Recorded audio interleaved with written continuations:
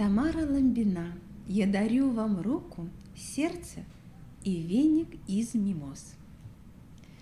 Мама у Лёльки училась в университете. Правда, она училась заочно и одновременно работала. Лёлька ходил в детский сад, и по вечерам мама читала ему вслух программные произведения. Конечно, он мог бы и сам поиграть без мамы, но мальчик так скучал, что вечером садился рядом и просил: «Читай вслух». Мама уже привыкла и читала какие-то непонятные книги. Введение в языкознание, литературоведение. Что только, оказывается, с языком не творится. А эту бедную литературу мама так начинала разбирать, что Лёльке становилось страшно за литературу.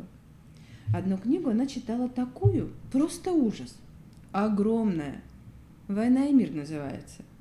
«Мам, а почему эта книга такая толстая?» – спросил Лёлька.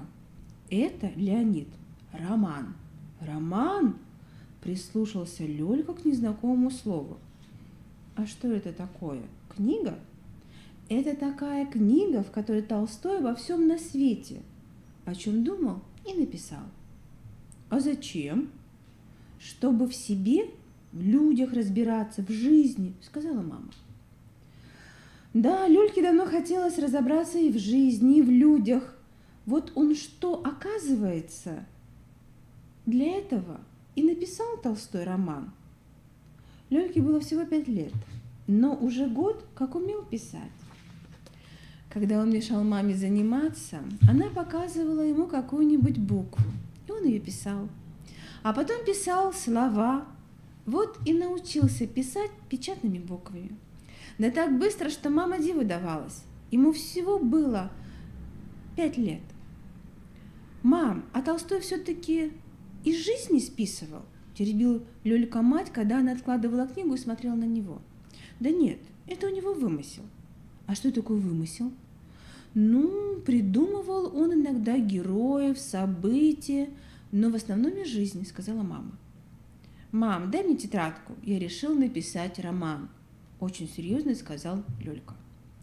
Но она уже опять что-то писала и только махнула рукой в сторону полки, на которой лежали общие тетради. Как раз такие и были ему нужны для романа. Какое-то трудное дело, оказывается, писать роман. Лёлька думал несколько дней, пока придумывал название. Он открыл первую страницу и написал посередине: «Я дарю вам руку, сердце и веник из мимоз». Как Лёлька ждал вечера, когда закончится день и в группу заглянет мама, самая лучшая в мире мама. Правда, жалко, что она такая маленькая и давно уже не может поднять на руки Лёльку. Он даже не замечал, с какой завистью смотрит на Гришку, за которым всегда приходит папа. И Гришка с разгона прямо влетает на плечи отца, а потом тут же к нему на шею и с гордостью смотрел оттуда на всех, на маленького Лёльку и на его игрушечную маму. Когда Лёлька ловил мамин взгляд, то тут же прятал свое восхищение Гришкиным папой и строго выговаривал: «Опять набрала полную сумку, давай я понесу». А мама чмокала его в нос и говорила: «Мужчина мой, помощничек золотой».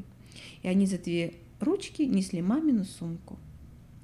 Возле дома и зимой, и весной, и в другие времена года встречал их дядя Митя Дворник.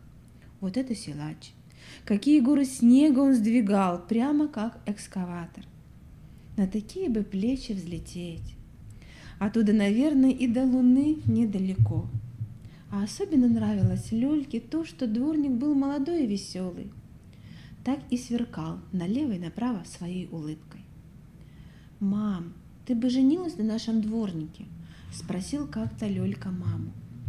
«А что, может, правда предложить ему руку и сердце?» – улыбнулась мама Лёлькиному желанию. Уже несколько дней Лёлька обдумывал свой роман. Он давно уже знал, что там должны действовать герои. Нет, это не те, что на пожаре, как в книгах называют всех, о ком рассказывается. Героев у него было 3. Он, мама и дворник дядя Митай. Но вот как начинать, для Лёльки была мучительная загадка. Мама Лёльке рассказывала, как экзаменатору все, что уже выучила, и она заметила, что Толстой гениально начал свой роман «Анна Каренина». Поэтому Лёлька решил, что ничего страшного не будет, если он первую гениальную фразу возьмет у Толстого.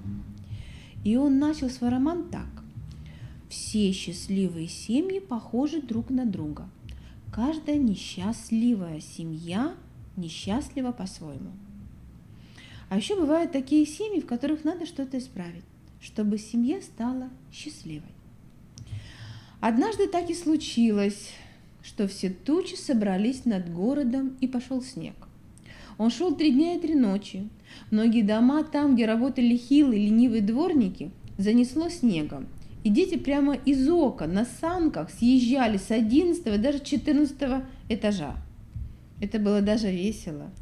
Но мамам было весело меньше, чем детям. И только к одному дому подъезжали машины, и только из одного дома люди ходили на работу и в магазин.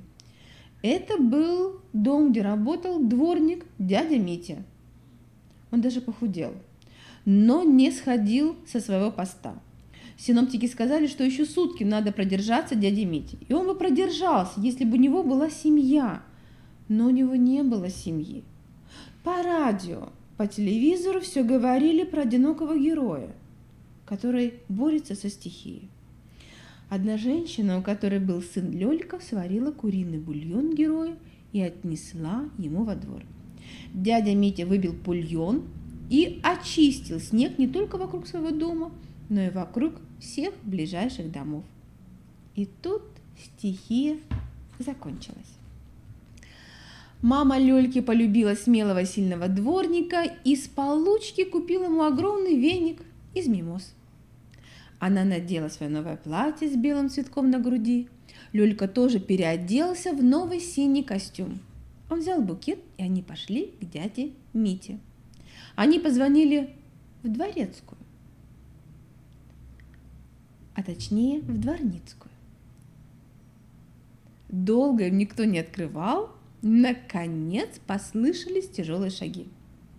Дядя Митя, небритый и сонный, открыл им дверь. «Я предлагаю вам свою руку, сердце и сына», — сказала мама.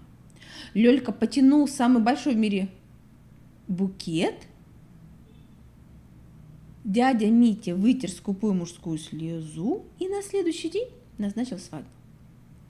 На проспекте, где жили герои, дворники, его невеста с сыном перекрыли движение. Все дворники собрались на следующий день во дворе жениха и невесты. Во главе колонны шли дядя Митя и его невеста. Лёлька сидела на шее жениха. «А кто это славный мальчик?» – спрашивали прохожие. «Это сын невесты». Как повезло жениху, сразу нашел невесту с сыном. Все мощные машины ехали за колонной дворников и гудели. Дворники шли с огромными вениками из мимоз на плечах, а Лёлька сидел один выше всех и думал, что после свадьбы он будет звать дядю Митю папой.